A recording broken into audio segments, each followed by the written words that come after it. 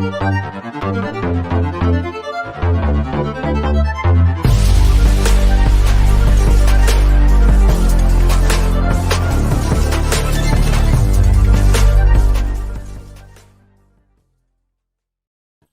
is up, everyone? You know what time it is. It is Thursday night. It is time for TCR Live. And as always, I am joined by, I would say, at least my 7th and 8th favorite Cardinals fans, Aarron Van Buren and Kyler Burd. At least 7, right? You're in the top 10, right? Hey, that's pretty good. I mean, listen. So, obviously two of my favorite folks to hang out with, talk Cardinals with. So let's start with Kyler. How are you today, my friend? I am doing great. Not enjoying the heat here in West Texas, but you can't do anything about that for the next few months. I was super pumped to go through the offensive side of the ball last week. So getting a chance to go through the depth chart with you guys on the defensive side of the ball, even with some new additions, we have some stuff to talk about. So it's going to be a fun one. Yeah, for sure. Aarron, how are you, sir? Well, I think Joseph sent his weather up here to Chicago because it reached over 100 degrees for the first time in 10 years, and also with about 86% humidity. So we're doing okay up here, but we got the classic Midwestern swing of a high of 66 on Saturday with a high of 97 on Monday. So take your pick. Classic. But I am good, and every day we get closer to Cardinals football, and actually my birthday is in 9 days. So, wow! Well, happy early birthday. We'll have to kind of talk about that next week. Maybe we'll plan something for next week. I don't know what, So thank you.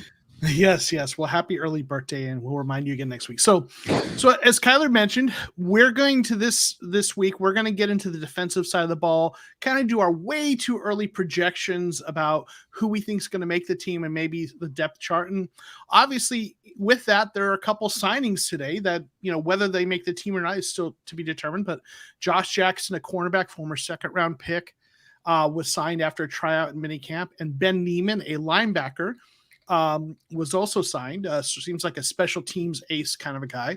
So those guys, a couple new names in the mix. We'll see what happens. Let's say hey real quick to some of the folks in the chat. We got Grandizer here. No. You insulted him a little bit. You were a little out of line yourself. Jimmy Conway, Goodfellas. Yes, since we've gone with our new Goodfellas, the Cards Fellas themed thumbnail, that's kind of become our thing. We appreciate you, Grandizer, great supporter of YouTube content creators. Thank you for being here. We have Aarron, one of just really great supporter of the channel, really great member of the community. Let's go. Time for the best show. Appreciate you. Agent 47 coming in this time. Well, we appreciate that you're here. And we got Payo time, Zach. Good evening, Cards Crew. Good evening to you, Zach. Most decent Rams fan in the land. Yeah, a Rams fan that I like. I'm not sure what to do with that. But yeah, we really appreciate you. Austin Harris, Ashfork AC in the house. What's up, fellas? We appreciate you being here, representing the Ashfork. And David P, what's up? Thank you for being here. So we're going to real quick. Let's, we all know the thing that's on most Cardinals fans' minds right now. What's going on with Rodney Hudson. We did a whole kind of emergency live stream about that Tuesday. So if you want to hear us, opine on that at greater length, definitely encourage you to go watch that. But, there's no news other than he still hasn't reported. And I don't feel good about this. I tweeted about this earlier. Normally, I am a sort of let's not overreact. Let's wait and see. And I do feel like I usually have a good sense about these things. Like when the Kyler drama started coming up, I was like, I don't think this is as big a deal as people are making it. I think they're just posturing for leverage. And it looks like I was right about that. And I wasn't the only one saying that. So I usually feel like I have a good feeling on these kinds of things, a good sense when something's something to worry about. And when it's not, I feel like the Hudson thing's a thing to worry about. And I hope I'm wrong. Quick thoughts on that, Aarron. What do you think? Yeah, it's definitely a reason for concern. And, I think if I'm not trying to use you as a measuring stick, but I'm going to. But if you're concerned about something, then I'm going to be concerned. I'm like the canary you take into the coal mine, right? When Joe is worried, everyone should be worried, right? So I mean, in Tuesday's stream, I It was pretty much my favorite stream of all time, most offensive line centric stream we've ever done.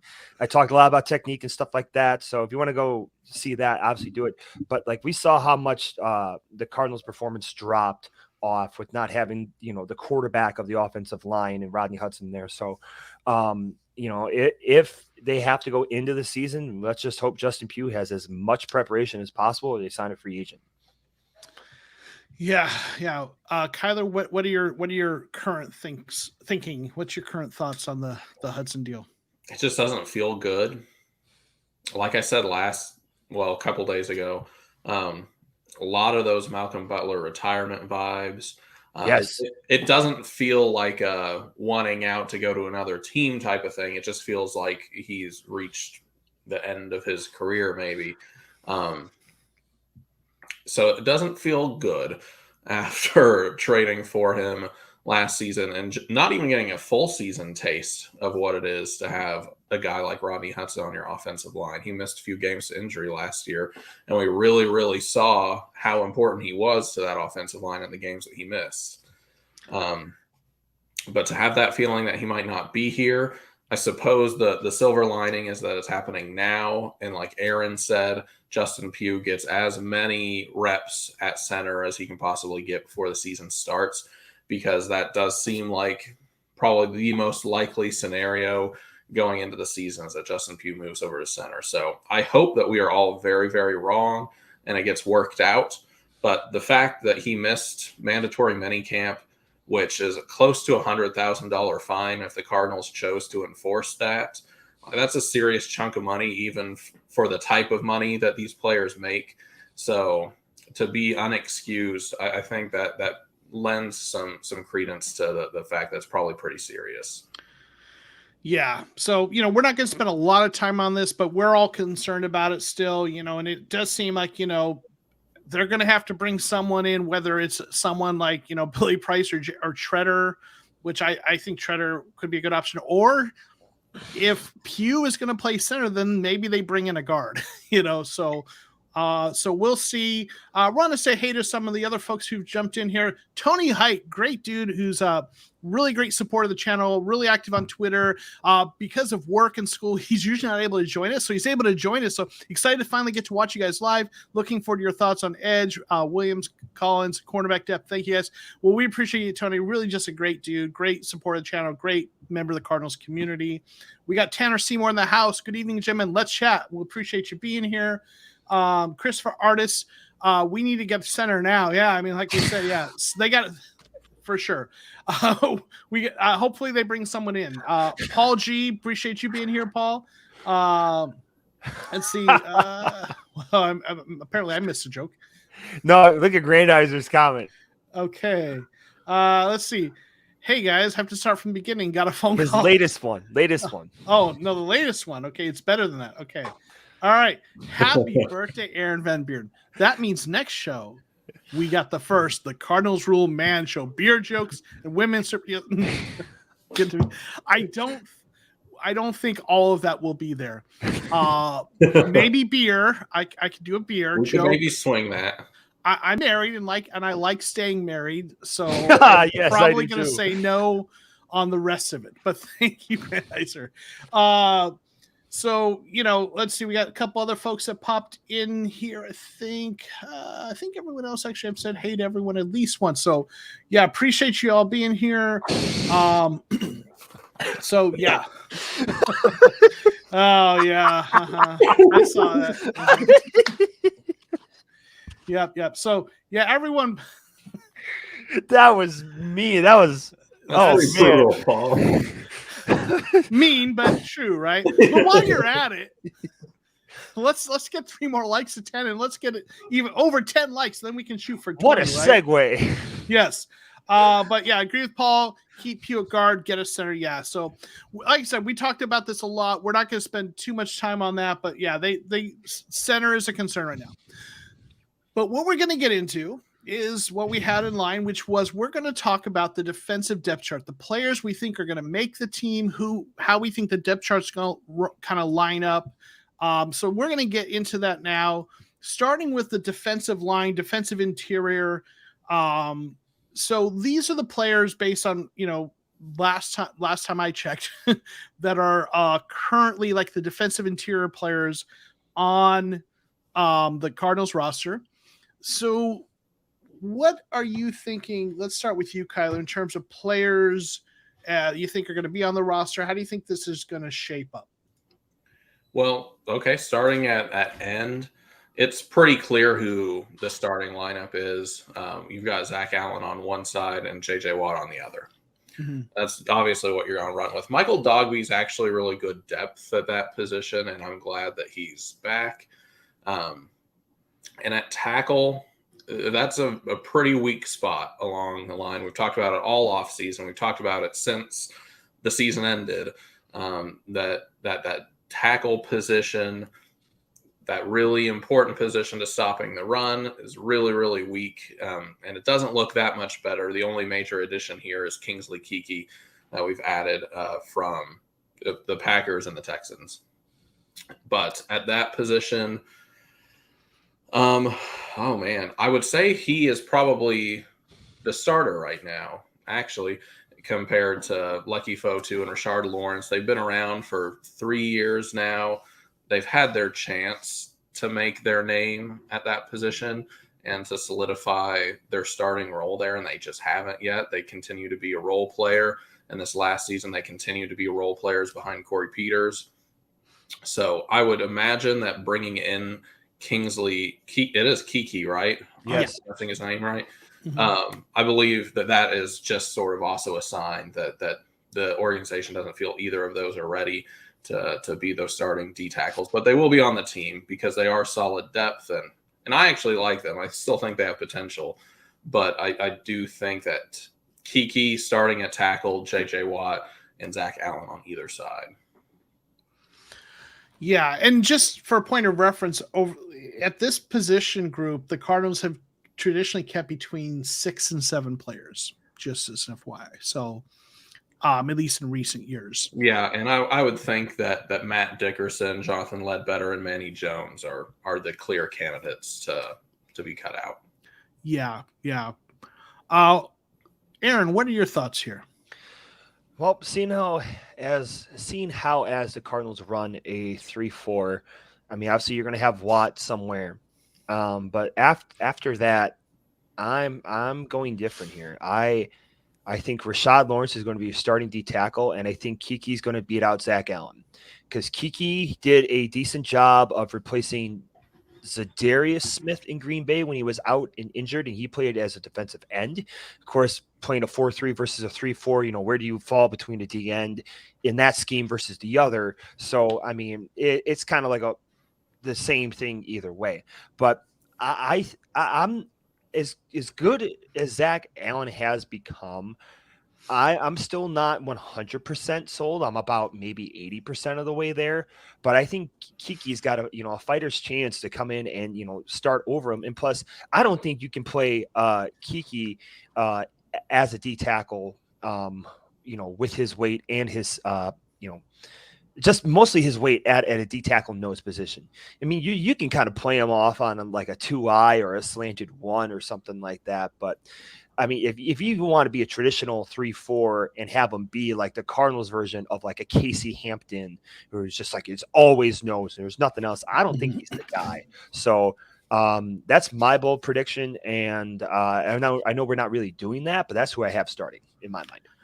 Yeah, and Tony's asking, since you're talking about Keke, what do we think the ceiling is? And like, I think the ceiling for Keke is kind of like a solid starter.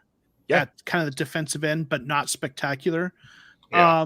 And and I know I've talked about this before, but like you have to look at the Cardinals defense, and and L1 saying they should maybe go to a 4-2-5 and have Simmons play, which actually they kind of play that a lot. That's kind of their nickel set. So, and I know I've talked about this before. They have their 3-4 set, with a true nose, the 2 defensive ends, Zach Allen and Watt, and then the outside linebackers, right, and then the inside linebackers and safeties. But then what you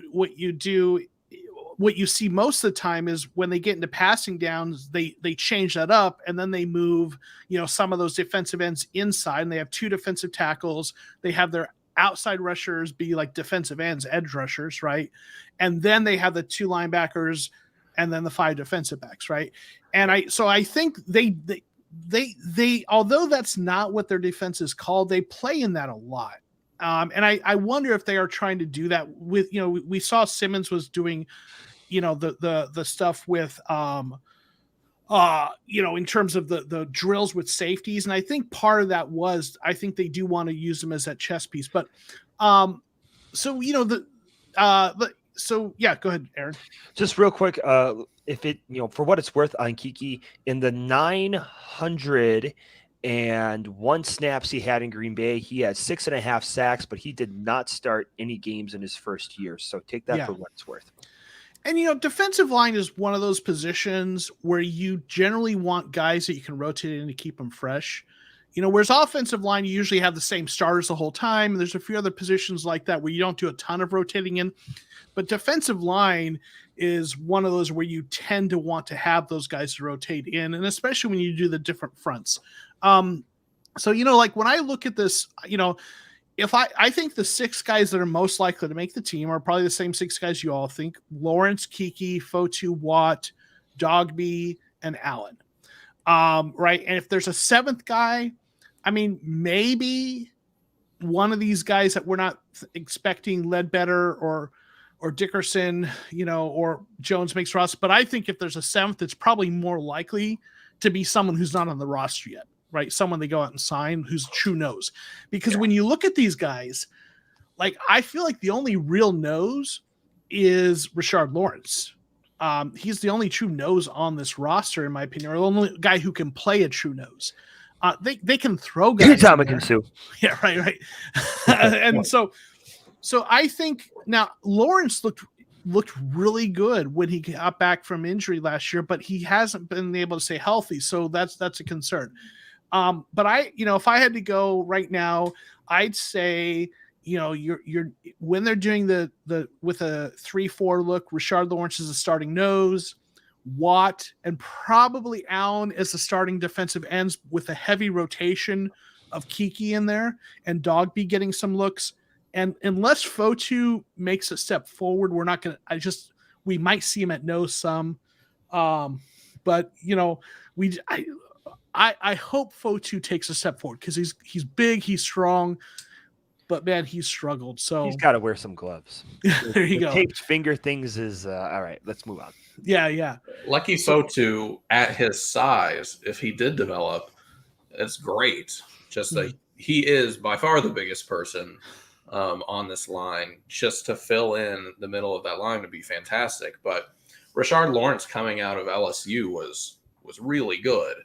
So it has been disappointing to see. I think injuries have held him back and maybe some other things. If he can take that step and take the starting nose role, that's awesome. Because I would love that someone we drafted actually succeed in that role. That'd be nice. Yeah. And, Allen has been decent as a guy we drafted, and I think people's expectations of them might be like, a defensive end at his position isn't going to get double-digit sacks unless it's JJ Watt, a unicorn. For a guy like at that defensive end, what you want is a guy who's going to get you 5 or 6 sacks and put some pressure and stop the run. He hasn't always done those things, but he's flashed a little bit, and I think he can be part of that rotation. If Fotu can develop and be part of that, that would be really nice. But yeah, I do think, though, a nose tackle, if they can bring in a veteran nose, that would go a long way. Any other thoughts on the defensive interior before we move on, gentlemen? I was just looking at potential trade targets, but there's nothing out there that's really interesting. No, probably gonna have to look free agency. Well, let's get into the inside linebackers, maybe because Zaven Collins, we're not sure what's going on with that. Is he gonna be? He's not sure. So these are the guys on the roster that look like the inside linebackers.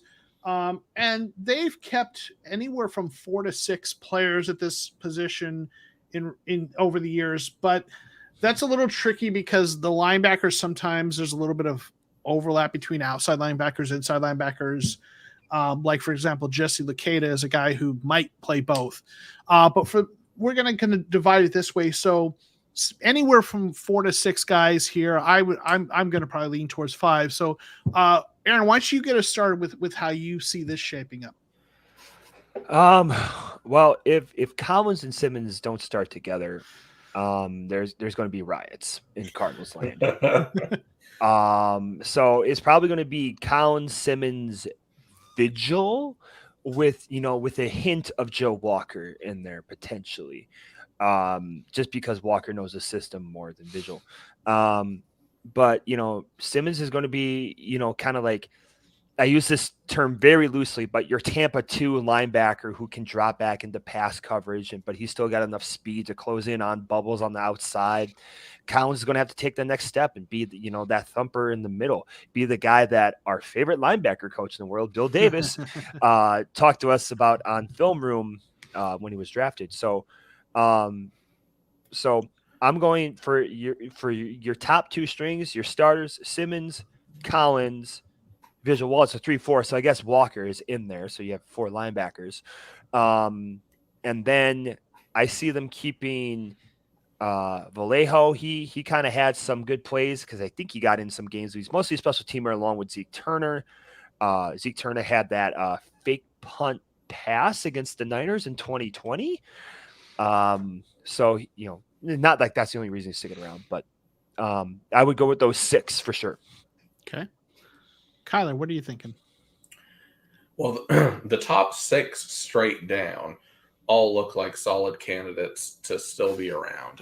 If we're going to cut down to 5, I think that's going to come down between Ezekiel Turner and Tanner Vallejo. Like Aarron was just saying, Zeke Turner is such an important special teamer that if that's sort of what it's coming down to with the addition of Nick Vigil, he's in this top 6, he's the only new addition in here. All the others were on the team last year, so we kind of know what we have in them. But if Zeke Turner's special teams ability is as good as it is, and he's a special teams captain last year, right? He probably beats out Tanner Vallejo for that position. We saw too much of Joe Walker last year. Yes. And the saddest part about this list is not even knowing for a fact that our 2 back-to-back first-round inside linebackers might not be on this position list when the season starts. All of that's non-substantiated right now, of course, but just stuff that you're hearing out there about a potential position change for Zaven Collins.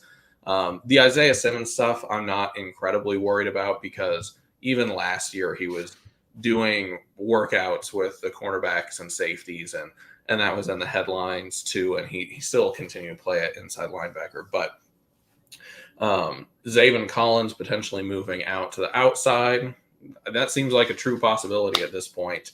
And if that happens, the top 6, I think, will all be on the team. If not, Tanner Vallejo seems the most likely cut choice out of those for me. Yeah, so I think between Simmons and Collins, if one of them's going to move positions, I feel like Collins is the more likely to. Me too. I think Simmons, they plan to use him as a linebacker and just move him around a little bit, but keep him in that kind of role. Collins, hopefully they're going to stick with him at Mike. I honestly, I just want to see them throw him in the water and let him learn how to swim, even if there's some mistakes. Yep. That's what Simmons did. Yeah. So. And Nick Vigil is probably, going to be that Jordan Hicks this year, the veteran who, if things aren't working out with the other guys, he's on the field more than we would like. So I think, when I look at it though, Colin Simmons and Vigil seem like, the surefire bets to make the roster barring the unexpected. And then I think there are 4 guys that are competing for 2 spots. I think Turner, Vallejo, Walker, and Neiman are. And I think, particularly like Turner, Vallejo, and Neiman are all special teams kind of aces. Walker, I don't think is quite so much. I could be wrong. Stats. But I feel like they like Turner. They've kept him around, even though all he does for them is special teams for the most part. Like, he's small for a linebacker. he's like, I think he was a safety in college who they call a linebacker who's really a special teams only player. Yeah. Vallejo can play some at linebacker, Walker obviously, and then Neiman is the guy who got a lot of snaps in Kansas City, but also was very good as a special teamer. So for me, like if it's me, I'm keeping Collins, Simmons, Vigil, Neiman, and Vallejo. But I think they might go Turner over Vallejo or Neiman. The other thing about Walker, looking at his snap counts from 2017, apparently he won a Super Bowl with the Eagles, which I did not know. But Joe Walker, the most snaps he ever played on defense was in 2019. He played 47% of snaps, but after that was apparently in San Francisco for mostly as a special teamer, and has pretty much majority been a special teamer since 2018. Yeah. Joe Walker was on that Philly team with Jordan Hicks, wasn't he? Well, we just became Philadelphia West for a second there, didn't we? Yeah, I'm telling you. So if I have to make a pick, though, I'm going to go Collins, Simmons. I'm going to say Vigil, Turner, and Neiman. I just think they like Turner a lot. We'll see, though. Any other thoughts on linebackers here before we move on to the next position group, gentlemen? I just want to say something that with that video that was coming up in our stream on Tuesday about Simmons kind of, allegedly being upset or annoyed with Collins. I mean, you go back, you watch the press conference, it's like 10 minutes long. There was no real indication of that. It's just Simmons has such a business first approach. And he says he's not afraid to, give people, the honest truth, but it's tough love in that thing. And anybody who's ever played football knows what that's like. What I really respected about Simmons in that interview was he was like, and I basically said, I expect people to give me that feedback too. Right. Like call me out when I need to get something right. And I was really impressed with him in that. So it really feels like the stuff that came out about that press conference was really overblown. And Simmons is so professional in the way that he talks and carries himself that we have not seen a lot of him in Cardinals media for whatever reason, which is surprising, being that he was a first-round pick. But every time he pops up, he's super impressive as a human being. Like, I like him a lot, and I think he's going to be successful. He's going to find his niche on the team. Well said, Mono. Yeah, that we're bored. People are bored. We're just making something out of nothing, right? And then Tony is saying, it feels like team needs Collins Simmons to lead the linebacking corps, as there are also some solid options still available in Hightower, Barr, KJ Wright. So, I think what you're saying is like they haven't brought someone in like that. So they're kind of now we'll see, because what they've said, what Kingsbury essentially said in his press conference was mini camp, they were trying to assess their position groups, and then they're going to make decisions about where do they need to bring in some vets, right, before training camp. So training camp's at the end of July, I believe it starts. So in the coming weeks, expect to see a few moves and probably a few veterans. I would expect another cornerback, maybe a defensive line. And if they bring in one of these guys, a veteran linebacker, then that tells us they may not feel great about Collins right now, right? So we'll see. But hopefully those two hopefully when the season comes around, this becomes much ado about nothing, and Collins and Simmons are getting the bulk of the snaps with Nick Vigil mixed in a little bit when they're moving Simmons around, and we'll see, right? Will you guys go live when Kyler signs this big deal? I don't know. Depends on where we are. Yeah, and what's going on, right? So, let's see. I'm the biggest Cards gangster on YouTube. I can't believe I wasn't involved. Okay, So, and Simmons, I'd love to see that. Simmons played a lot, but he did struggle last year. I mean, his grade wasn't great in PFF, but at least he played. And I think the talent is there, and he seems to work hard. So, I think he would be our first Pro Bowl linebacker since, believe it or not, Darryl Washington. Oh, okay. Oh, man. Yeah. There's a name. So, all right. So let's get into then the edge rushing linebackers. And they have historically kept between 4 and 5 players at this position. So what are we thinking? Well, yeah. I thought this would have been on the list of the other ones. I didn't think there'd be a difference between the two, but I guess there is. Yeah. 4. I mean, again, Laketta is kind of a possibility to be on both sides, right? So we'll see. But in terms of inside linebacker and edge. So yes. Real quick, let's just Pale's got, if you had to predict when he signs, what's your best guess? When do you think Kyler signs his contract? September. Oh, okay. Kyler? Wow, no, I would say first week of July, maybe. I think he signed before training camp. I can't be positive with Kingsbury's wording. I'm sorry. I think it's going to be within the first couple weeks of July as well. That's what I think. So, yeah. All right. So, again, historically they've kept between 4 and 5 players in this position group. Maybe they do more, but yeah. What were you thinking, Aarron? Well, Gardeck's a lock. Golden is a lock. Kennard, I guess so. But Dimikashi's going to have to fight between Sanders and Thomas.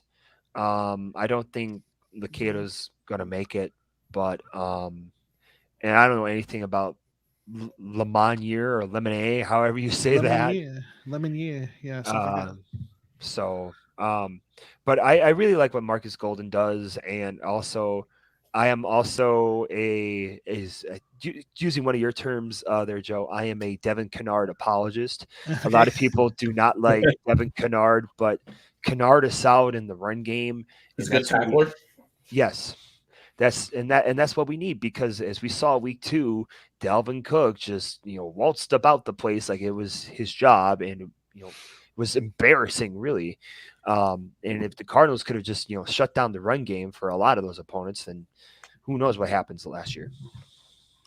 Real quick, I want to say hey to Simon's here. Thanks for being here. It's been a while. We missed you, but we're glad you're here. Channel member. Yeah, great support of the channel member. Really appreciate it. Member of the Discord. If you aren't part of the Discord, should be a link below. Check it out. We all hang out in there and talk.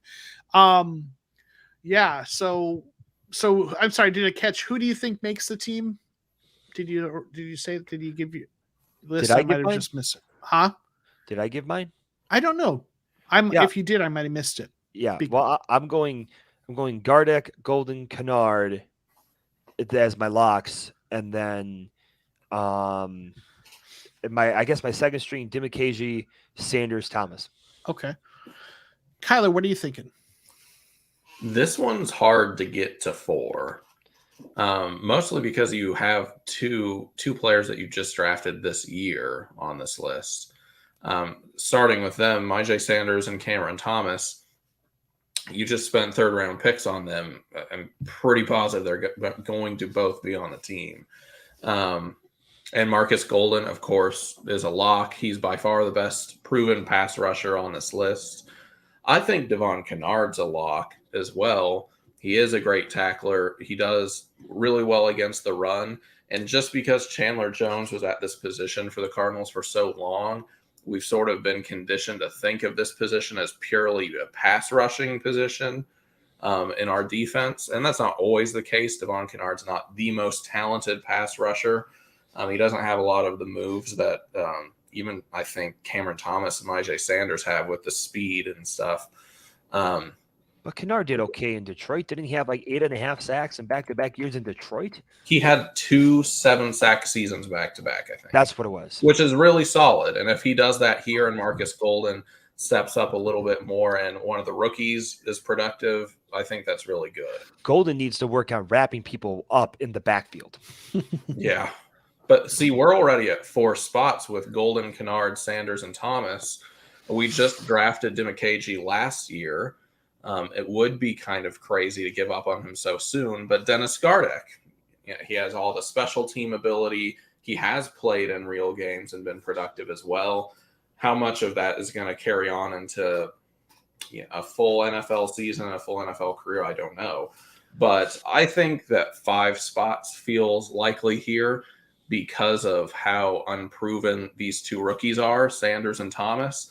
And you can't rely on pass rush productivity from them because you just don't know. So I would think that fifth spot is going to be a pretty intense battle between Demikage and Gardeck, and I don't know who's going to come out on top. Yeah, I'm struggling with this like you gentlemen are as well. I mean, Golden is starting, for sure, right? Barring unexpected injury or something. One of my favorite Cardinals players. He and I share a birthday, not same year. I'm much older, but both shared What do you birthday. mean you're not 24? Yeah, right. Come on. Here's 30, a choice. I'd take being 31. 31, man. I would take that. So Golden's a lock, right? I think, Kennard is good at setting the edge. I think on running downs, Kennard's going to be starting. And then on passing downs, I think they're going to rotate in some guys who have a little more juice in pass rush. And that's, where I feel like it's going to be Sanders, Thomas, and probably Gardeck. So I feel like they keep 5. I feel like it's Golden, Kennard, Sanders, Thomas, and Gardeck. I think Demikage is a guy they try to get on the practice squad, as is Luketa. I think that's kind of how it works out. Lemonier is sort of a guy. I think they signed him from. Was it Detroit? Did they sign him from, or was it the Chargers? LA. Okay. So I think that's kind of how it's going to go down. Thanks for being here, Gabriel. Gabriel thinks Gardeck has a lock. Yes. They signed Gardeck to a 3-year deal. They like him, and the question about what's his ultimate ceiling. I'll let you guys start with that question. What do you? Aarron, what do you think is Gardeck's ceiling? I kind of see him as a guy who's just proficient but never flashy. I mean, I don't think Gardeck is ever. I mean, watch. I'll say this and then he goes and does it, but I don't think he's ever going to have like more than like 13 sacks in a season. And if he does, great. I would happily be wrong, but I think he's just going to be a solid role player. But the energy and leadership he brings, like. That's the thing this Cardinal defense needs. It needs energy. It needs leadership. It needs someone there. So whether it's Gardeck or if it's Simmons, somebody else other than Budda Baker and J.J. Watt have to step up, and those two guys could be it. So just a solid role player his entire career, but also could flash a little bit. Yeah, Kyler, what do you think? It's largely the same thing. He flashes, and he's had some impressive moments. The biggest knock on him the whole time has been how undersized he is for the position. Mm-hmm. And he has the spirit through the roof, and I think that's really important. And he brings a lot to special teams and just the morale of the team. But there are some physical limitations at the position that I think he has that's going to cap him at a role player at best, whether it's with us or another team. I can't see him in his career breaking a starting lineup and remaining in that starting lineup for a season. I have a comparison here I want to get your thoughts on. Okay. What if he's the defensive version of what John Brown was for the Cardinals? Maybe. Okay. Yeah. Yeah, could be. Like could be. So like he's definitely like, he's too small to be a every down pass rusher. He's a passing down specialist who rotates in there. He's got so much energy, but you need someone a little more stout setting the edge on early downs. He's great on special teams. He's a great guy to have on the team. But I think his ceiling is, a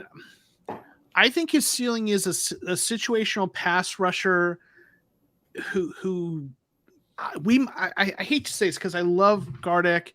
We might have seen his best season with that 7.5 sack season. I don't know if he's going to match that because they've drafted Sanders and Thomas to come in to be those edge rushers of the future who are more prototypical. And I think Gardeck's always going to be a change of pace rotating guy who gets in there, gets some sacks. And I did a whole video on him last year where I looked at all of his sacks from the year before and looked at each and every one.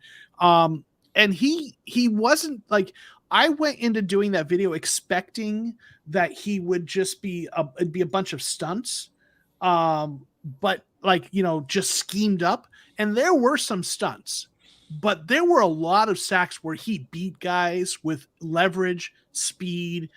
I mean, he's good as a pass rusher, but he's too small to be an every down player, I think, especially on running down. So I think we're going to see him as a guy who gets between 3 and 7 sacks, rotates in, is a special team stud, and really a guy that everyone likes on the team. Can I just say one other thing that's completely unrelated? Kind of comparing how we drafted two, Sanders and Thomas, who I thought were defensive ends, but now they're playing linebackers.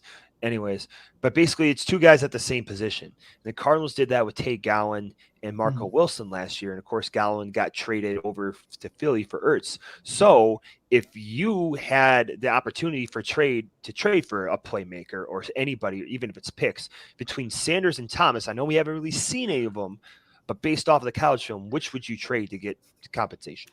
Ooh. Man. Tyler, do you want to take that, or do you want me to take that first? If you don't want that, that's a tough one. If you don't want to grab that dead fish and run with it, I'll go first. That's a lot of heat. I'll go first. Yeah, so I'll go first so Joe can have the good answer. Oh, man. So flattering. I think Sanders is the trade piece. He has that great speed. He doesn't have as many moves as Cameron Thomas does. So if he gets the right first step and he's there, he's in your face and he's taking someone down. And that's a great thing from IJ Sanders, and that can be his little niche. But Cameron Thomas has a much more well-rounded base of moves that I think he has the potential to turn into a real starting NFL pass rusher for many, many years. I don't want to get rid of either because I think they both have potential. I'd like to see both of them, but I would go IJ Sanders if we had to trade. I would too. I want to keep them both. They both have something they bring. Sanders has a great first step. He has some of those freaky kind of twitchy off the line traits you want in an edge rusher. Thomas, though, to me, has a better chance to be an effective every down edge rusher. Like he's bigger, obviously, so he should potentially be better against the run. He just in my video for him, Trey Hendrickson was a comp I made for him, and other guys like that. But I also think like his ceiling, and I'm not saying he's going to reach this, but like the kind of player he could be is like a Max Crosby if it really hits everything right. That guy who's big, a power rusher, and powerful, and can stop the run. So I just like that type of player better than the kind of guy like IJ Sanders who's more of a pure speed rusher. But like I said, I'd like to keep them both. I think their potential is really great. They could be because as much as they're different, I'd love them as a tandem. Right, where you rotate those guys and maybe at some point, they're the two starting edge rushers when Marcus Golden is retired, right? So, good question though, Aarron. I like that question. You're welcome. So, So next position group, or Kyler? Did you get a chance to? My brain isn't working. I'm old. I did. I went with the 5. Okay. So I think, and I guess maybe one last thought on this is some of these guys are going to end up on the practice squad, and I always say this, but a consideration you have to look at with these decisions is which guys do they have a chance of keeping on the practice squad without them getting poached? And when you look at those, like Lucetta maybe, and Dimakaji maybe, right? But Sanders and Thomas, those guys are gone. You try to get them to the practice squad, they're getting claimed off waivers. There's no way, right? So Gardeck, I just don't see them trying to do that. Who knows though, but we'll see. So let's move on then to cornerback. So this is an interesting one. Obviously, the tragic, death of Jeff Gladney really just, that the human story that is more important than the football story. But the football story is the Cardinals, were already had some question marks at cornerback, right? And they signed Josh Jackson today. I did a video on it. If you find folks in the chat haven't seen it, I did a video kind of talking about him a little bit. So, Kyler, why don't you get us started with this? And historically, they've kept between 4 and 5 cornerbacks on the roster.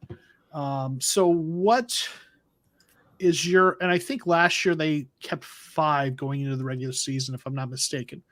So, what is your thought here? Oh man, this is the one I didn't want to do tonight.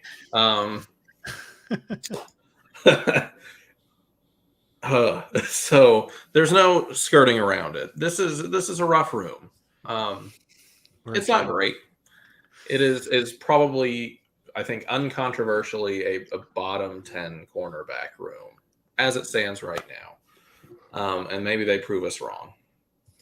But we will be competitive. What are you saying? Hey, Lance, what's going on? I appreciate you being here.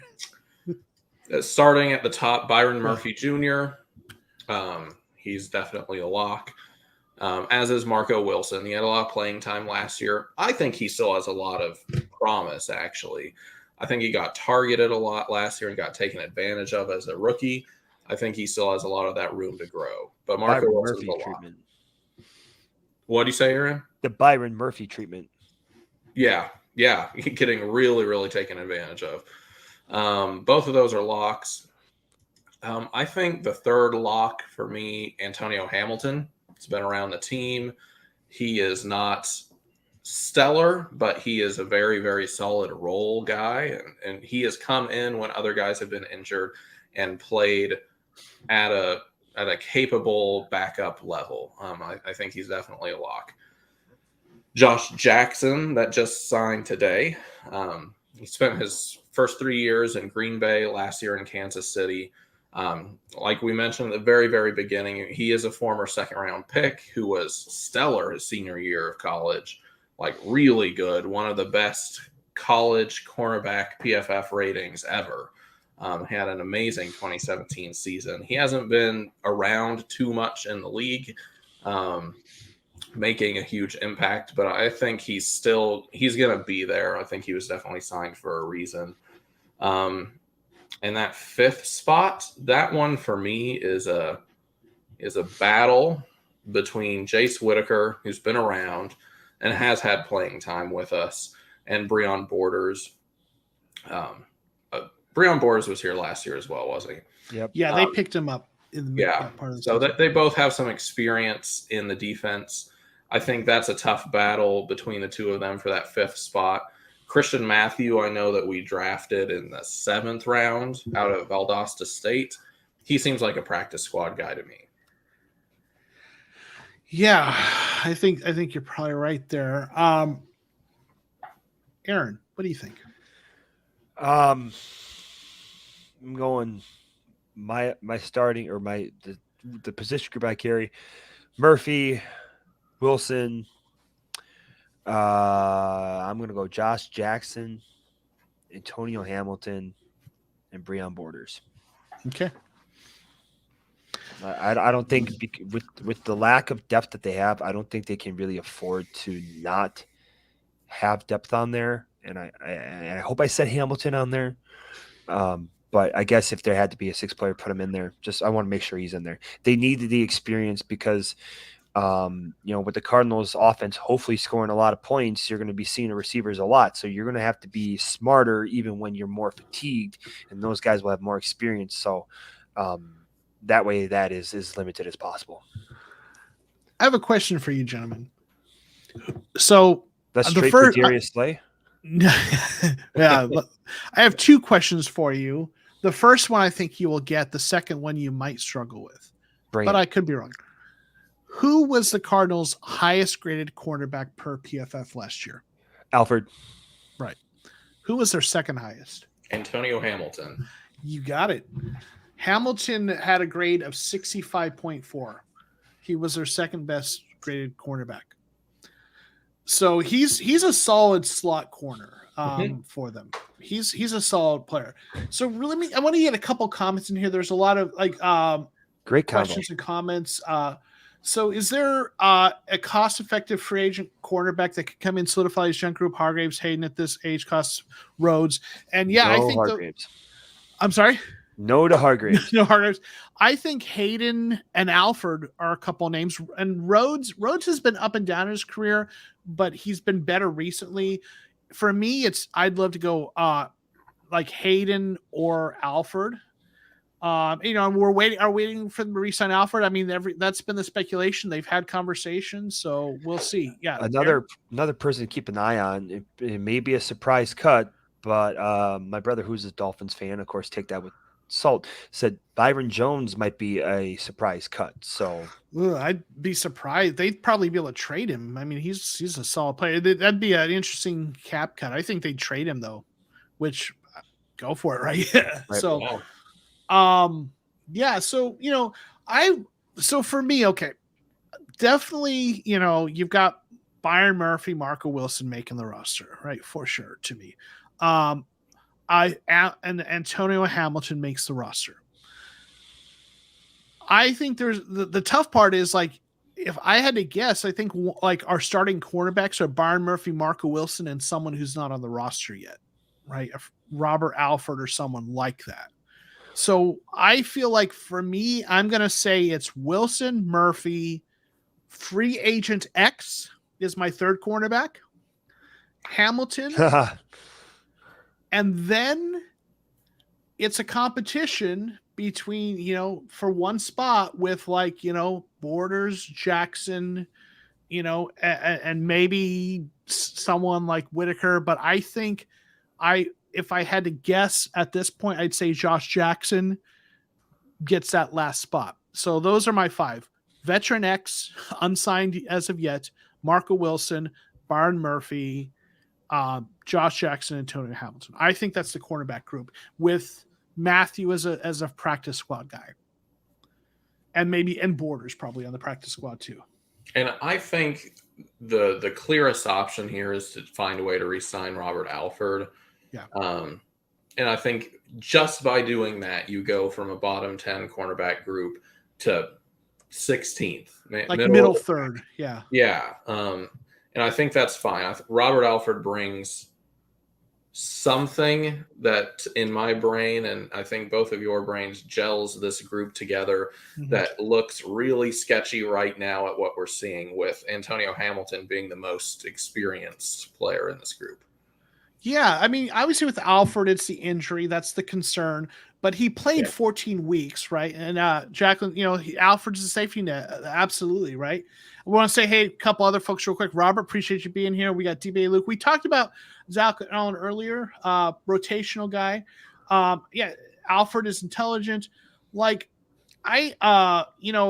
he brings it together. The injuries are the concern. But, like, if you've got Alford and you get 12 or 14 games out of him, and then you've got a guy like Josh Jackson, who he's not a star, but his PFF grades have been in the 50s and 60s. That's serviceable. It's better than the guy off the street, like they had to do last year, right? So basically that cornerback room is last year's cornerback room, with Wilson having another year under his belt and a guy like Josh Jackson as a protection safety net if Alford gets injured, right? So I feel better about that than what we had last year. So I could, it's not elite, but I could be okay with that. Yeah. Right. So we'll see. Any other thoughts on this before we go on to safeties? Okay. Sorry, I can't get to all the comments. We got a great crowd in here. I try to get some of them. If I don't get your comments, I apologize. But we appreciate everyone who's here, who's part of the chat. Safeties. Okay. Safeties, they've historically kept 4 or 5. We're actually pretty consistently 5, I think. Now there's, some guys that aren't on here that could be brought back, or they could bring in a veteran. Like Chris Banjo's not on this list, but he's always on the radar, right? And there are guys like that. So what, Kyler, once you get us started, what are your thoughts on this, on the safeties? Well, if we pretty consistently bring 5 back, we only have to cut 1 out of this group. So that makes it kind of easy. And to me, Tay Daly seems like a practice squad type of player. Buda Baker, there's not a question in the world. In my opinion, as a biased Cardinals fan, I do think he is the best safety in the NFL. Jalen Thompson, I'm sorry, Aarron, he is really good. And he is a very, very solid second safety. Really good. James Wiggins is a player that I really want to see something out of. Get him some playing time. He was really good in Cincinnati when he came out last year. But Tay Daly, he's the clear best choice here just to move to the practice squad and keep these 5. Deontay Thompson's had playing time because Jalen Thompson's had some injury stuff in the past few years. We've also seen Charles Washington out there. And I would think Chris Banjo's always, waiting for a called comeback because I feel like he's always around. Yeah. Aarron, what do you think? Well, this one's really clear cut. I mean, you got Baker, you have Thompson, Jalen Thompson, and then Deontay, and I think Wiggins makes it. I think they only keep 4, especially with if we're looking at the roster as a whole, the offensive line is going to need a couple more guys, and you can always find another cornerback because the Cardinals or another safety because the Cardinals always seem to do that. So I would go with those 4. Yeah. Jacqueline saying Jalen Thompson is going to have a statement year. He did have a better PFF grade than Buda Baker. I like Jalen Thompson. So overall confidence level for the Thompsons. I think both the Thompsons make the team. They're both, obviously Jalen Thompson starter. Deontay is kind of one of their backups who, has been with the team for years. So I think they both make the team. So here's my one thought with this. Some of these other position groups we've looked at, it's been a little bit tough in terms of the numbers game. Like we're going over the amount of players they keep. And I have to wonder if they only keep 4 safeties, like with Simmons being, moved around like that chess piece. Do they only keep 4 safeties? I have to wonder there. So Buda Baker, Jalen Thompson locks. Deontay Thompson, I think, makes a team. And, then there's the question of do they keep both Charles Washington and James Wiggins or just one of them? They could try to get James Wiggins on the practice squad like they did last year. I actually wonder if they aren't going to bring in another safety, though, whether it's Chris Banjo or someone else before training camp at least. Because it just seems like if they keep 5, there's only one guy they're cutting here. Usually you have more than that on your training camp roster in terms of guys that aren't going to make your team. Just, I don't know. But if it's 5, I agree with, with what I think, Kyler, you had those 5. I think, Aarron, you had 4, didn't you? Yeah. If it's 4, I think James Wiggins might be the practice squad guy. So, yeah. Now Jacqueline thinks it's Wiggins, and which it could be. Maybe that's the direction they go. So it's going to be tricky. Any thoughts on the safeties before we get to the most important group of them all? No? Okay. Well. So punters are people too. Kickers are people too. And the only thing I have to say about this is why is Matt Arizona not on this list? We mocked him to the Cardinals about 387 times during mock draft Mondays. We did the prayer circle on Twitter for Matt Arizona to be a Cardinal. We did everything we could to put it out to the universe that we wanted Matt Arizona to be a Cardinal, and the Buffalo Bills went and stole him from us. Like, I hate the Bills. I don't. Okay. They are my least favorite team because they took. Okay. So we don't have the Matt Arizona thing going on. Is there any question on this? No, these are, I don't know long snappers as much, but my dad was a special teams coach for pretty much all my life. So when people try to downplay it, I have an emotional response. But here's the thing. You never know how badly you need a kicker and a punter until the moment you don't have one. Just look at the Giants and Matt Dodge on the Deshaun Jackson, walk-off punt return touchdown. You can ask the Baltimore Ravens when Billy Cundiff shanked the kick against the Patriots in the AFC Championship. championship. I mean, it goes on and on and on. Matt Prater's, he did struggle towards the end last year, but I mean, if the Cardinals offense could actually, get closer, be great. And Andy Lee has been one of the best at punting in the league for a long time. And he used to do it against us when he was with the Niners. So it's a blessing that we have him now. And so, I mean, Brewer's been doing a solid job with lawn snapping, and that's all that matters. There are little simple fine details that could change the complexity of almost your entire season, depending on where you are. Yeah. Kyler, what do you think? I don't think there's any question here, but I do fully agree that special teams is just as important as any other phase of the ball. And when we had that weird run of Matt Prater missing kicks kind of in the middle of the season last year, is because one of these pieces was gone. And that has a huge impact. Aaron Brewer was out for a few weeks. One piece missing impacts a lot of things.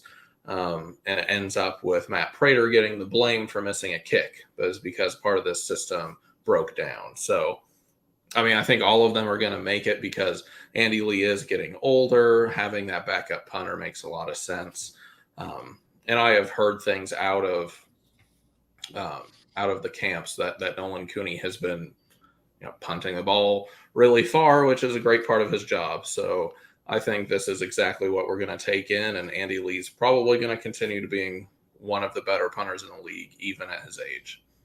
Yeah, barring injury, it's Prater, Lee, and Brewer. And this is a great question. On a scale of 1 to 10, what's your confidence level in Prater? Aarron, why don't you get us started on that? 9. First year in the team, you're going to have some struggles down here in a new stadium. Yes, it's another new dome because he played in Detroit last year, but warmer air, technically he's going to make a ball change, trajectory, blah, blah, blah. So I have no worries in him. Now, if he starts becoming Chandler Catanzaro, then we have to nip that in the bud real fast. Kyler, what do you think? It's an 8 or 9. For the first time in a while, I'm just 100% fine with the kicker position for the Cardinals. I trust Matt Prater. Yeah, this isn't Chandler Catanzaro, Drew Butler era. That was so bad. I'm going to go with a 7. He's got a track record that wants me to give him the benefit of the doubt, right? He's been a good kicker for so long, great kicker. But kickers sometimes just something happens and it's done, so, but I'm leaning towards his track record, the change in the long snapper, that was why he had that off period, but there was enough kind of things not going well that gives me pause, but I'm leaning towards still being okay with it. Right. So yeah, but so special teams, I mean, that is what it is. So that's pretty straightforward, right? I sent you a message in the private chat. I don't know if there we go. Okay. We're going to, Kyler, do you have a few minutes to stick around? If you don't, then Aarron and I can for like Q&A. Yeah. If you got a bail. 10 minutes. All right. We're going to do 10 minutes of Q&A. Because y'all have been such a great chat, so many comments and questions. So I'm going to try to see a few. If you guys see something in the chat you want to talk about, let me know. But we're going to, if you have questions, get them in the chat now. And we'll do 10 minutes of Q&A before we wrap up this stream. But while we're giving folks a chance to get some questions in there, what positions do you think rank the positions you think the Cardinals are likely to bring in a veteran between now and training camp, like top position, in order, rank order. Okay. So what's the position they're most likely to, next most likely? I'll do top 3. Okay. Cornerback, defensive line, wide receiver. Okay. Kyler. Interesting. I would go defensive tackle, pass rusher, and guard. Okay. Either one, right or left. I think it's cornerback first. I think they're going to bring in someone else. I think offensive line, because of everything with Hudson, I think they're going to bring in someone with it to guard or center, right? And then I think it's defensive line. But I think those are the three positions. Yeah. So, yeah. But if everything ends up being good with Hudson, then that changes that offensive line. But we don't have any news. So yeah. So pay Kyler or no? Yes. Well, I mean, that Kyler, yes. Yes, this Kyler, yeah. Both of the Kylers, right? Yeah, and the thing is, like I said, I mean, I haven't been the highest on Kyler Murray, and I'll admit to that. But I mean, the thing is, we're going to be stuck with him either way. It's just, when is the contract going to be done? Like, that's the last hurdle that needs to be cleared, and then we can finally move on. But at least he's at mandatory minicamp, or was. Yeah. Do you see them making any trades before or after training camp? What do y'all think? I just don't think there's anybody out there to really trade. And plus, I mean, not like we really traded any future picks, but you just traded the first round draft pick this year. I don't see the action potential, to use a human physiology term, there for that to happen. Kyler? I don't really see a trade happening either. I think any players that we're bringing in are going to be already on the free agent market. I know people wanted Andy Isabella traded, but if he was tradable, I think that would have happened a long time ago. I think it would have happened before the draft. I don't see the trade there. I don't see the capital there. But I think we will bring in players. Definitely, we will. I just don't think it's going to be a trade, and I don't think it's going to be a big one. Yeah, when you look at trades, I mean, yes, unexpected things can happen, but there's a certain rhythm to the NFL year calendar where certain things happen at certain times. And there are certain times of the year when certain trades are likely to happen, and different types of trades. Like, obviously, leading up to the draft, trades that's a good time for trades to be likely to happen. And a lot of them are trades involving draft picks or veterans that you're planning to replace in the draft. After the draft, maybe there might be a few trades, but not so much. And then there's a stretch where there aren't really trades going on very much in this period of time. And the next point where you start to see trades is at the end of training camp, when teams are getting ready to cut down their rosters. Sometimes a team that has depth at a position where they know they're going to cut a guy will trade him. It's usually a backup. They trade to another team for one of their backups at a different position, right? So, like, that's where, like, maybe towards the end of training camp, maybe we trade Andy Isabella and we trade him for, like, a backup defensive lineman from another team. They're not usually big trades. There's those kinds. And then there's a lull, and then you get into the season towards the trade deadline, and that's the next point, right?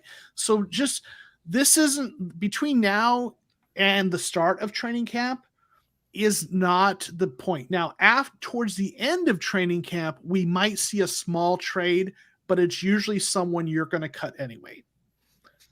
Let's see. We got some questions and comments.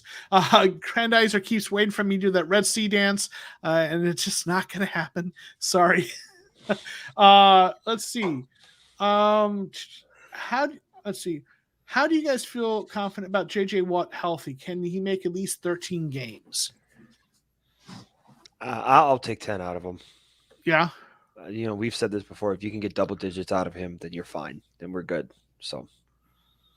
What do you think, Kyler? Oh, sorry. Yeah. If we got 10 to 12 games out of JJ Watt, that would be amazing. We only got to 7 last year. 13 would be remarkable, because I think anytime he steps on the field, he's going to play like JJ Watt. The only thing that sort of kept him back in the past few years is injury, not a decrease in play level and things like that. It's just he gets hurt. When he's out there, he's playing at a really, really high level. If we get 13 games, that's going to help the defense immeasurably. How different would the season would have been if he actually would have came out when he started feeling pain in his shoulder instead of playing on it? It's hard to know. Yeah. Yeah. Yeah. with Watt, health has been an issue. He had one healthy season recently. Anything you get out of Watt is gravy. It's just I'm going into the season hopeful, but I'm not expecting a full season of health with him. It's one of those things where whatever we get out of him, if we get 13 games, I'd be happy. And my hope is a lot of those 13 games are towards the end of the season, meaning if he is going to get injured, I hope it's a small injury mid-season he comes back from and he's healthy. I don't want to lose him for the end and hopefully playoffs. But like with Watt, as much as anything, and I know this seems cliche, he's bringing something culture-wise that's very valuable, and what he's bringing for the young players in terms of someone to kind of help show them ropes and how to practice and how to be great. So I don't have a high level of confidence in a healthy Watt all year. I'm hopeful, but yeah. How much of a distraction do you think Hard Knocks will be? I don't think so. I mean, they've been through all this stuff with Kyler Murray in the offseason, so what more distractions could you get? And it's not a knock at Kyler, but they went through it, so. Kyler, what do you think? I don't think it will be either. I mean, these are professional athletes used to cameras and used to having their lives being dissected by the media, whether fairly or not. So I don't think it'll be a huge distraction. When they did have the all or nothing in 2015, I mean, that's one of the best Cardinals seasons of all time. I think it'll be fine. And I'm excited to get to see inside the building a little bit this season. I don't think it will be a big deal. Yeah, I think these things aren't as much distractions as fans like to make them out to be. But I will say, like, if things are going sideways for the team, if things are not going well, it could be more of a distraction, than it's more likely to be a distraction if things are already going badly. But I don't think it will. Yeah, Cliff likes cameras. Hard Knocks is a curse. I have a theory on that, though, and it's not even a theory, but you have to remember, everyone talks about Hard Knocks, teams do poorly, but like, remember the selection criteria for the regular Hard Knocks is you can't have been in the playoffs for the last couple of years, right? Mm-hmm. So like they're already selecting teams that aren't good. You know what I'm saying? So that's kind of like there's a little bit of what we would call in research a selectivity effect going on there. So I think that's a little bit overstated, but I don't think it's going to be really much in terms of a distraction. What are your thoughts on AJ Green? A different Green. We had AC Green for the Suns years ago. He looks so bad at times. Will he be better? So what are your thoughts on AJ Green? Aarron? He's not going to have as many yards, too many mouths to feed. I think we said that last week. That's what I'm sticking with. Okay. He still has a really big role to fill in the first 6 weeks with D-Hop out. Hopefully it will be less of a role than he had to play during Hopkins' injury at the end of last season with Marquise Brown here. And he was thriving in the number 2 role before Hopkins went down. We were very quick to forget, but he was playing very well for about half of that season when he was getting those number 2 looks. So if that's what he is and Marquise Brown can take over that number 1 attention till D-Hop gets back, and then you have both of them, I think Green's going to have a fine year. He's still a good receiver. People sleep on him. I think he's going to be totally fine. Yeah, I think like AJ Green has an important role. He's the first 6 weeks, we'll see more of him. But if things go the way they want them to go with Hopkins and Hollywood Brown and Rondale Moore, AJ Green we're not going to see as many touches or as many targets later in the season. But you don't need him to be that. You're not bringing him in to be the AJ Green of old. You're bringing him in to be a big guy who can go up, get 50-50 balls, is sure-handed and I know the couple plays that people remember, but like he made some big plays last year going up for 50-50 balls. He can make those third down, convert third downs and such. So I think he's going to have an important role. It won't be a big role, but it'll be an important one.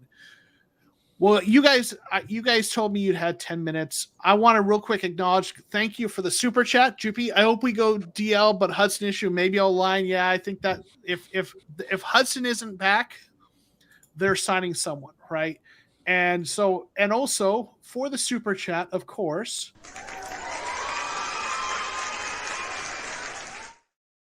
Thank you for the super chat. Appreciate the support. I know you gentlemen got to go. I appreciate you guys hanging out with me. Aarron, tell them where they can find you. Any parting thoughts as we head out? Yeah, so we don't get any Cardinals football news pretty much until July 27th when the veterans report for camp. Practice starts July 30th. So enjoy the summer before the craziness really begins. Of course, Kyler Murray contract coming up. I am the site expert at Raising Zona. My personal Twitter for the sports side of me is below. And there are multiple ways you guys can get Cardinals news, but if you want to see it from a fan's perspective, if you want to continue to see my opinion and Kyler's and all of our writers over at Raising Zona, come on, follow us over there, share it up, and help us grow, because we want to be up there with the other places that you guys read your content. So a like, a follow, even a share would be greatly appreciated. So at Raising Zona is where I'm at. Kyler, same. Well, you guys can always find me on Twitter. I'm at @azcard_birdseye. Really active there. I'm also the new site editor for Devils in Detail about Arizona State sports. I know there's a big overlap in the fan bases here. So if that is a school you went to or a school you support and you care about that type of content, I do a lot of the same stuff over there covering as college sports. But I also still write for Raising Zona with Aarron. I'm doing a fun series right now, playing through the season in Madden, just kind of see what happens, keep D-Hop out those first 6 weeks, see what kind of numbers we can come up with, see if we can get a winning record in 2022. I'm not very good at Madden. I'm in fact really bad at Madden, but we are 1-1 right now. So we will be going into week 3 against the Rams pretty soon. Nice. Well, I appreciate you, gentlemen. I know you hung out a little longer than you'd originally signed on for, so I appreciate it. I know the folks in the chat, everyone, thank you all for being here. We appreciate you guys being here in the chat. You guys all help, make this such a great experience for us. So we will see y'all next week, unless there's something emergency. You just never know. Links for me are below. Social media, Discord. Follow me on all those spaces. Jump into the Discord. We have Cardinals conversations all the time. And on our way out, as I always do, I'm going to send a special thanks to the channel members who help support what I do here. Appreciate you all. We'll see y'all next time. Peace.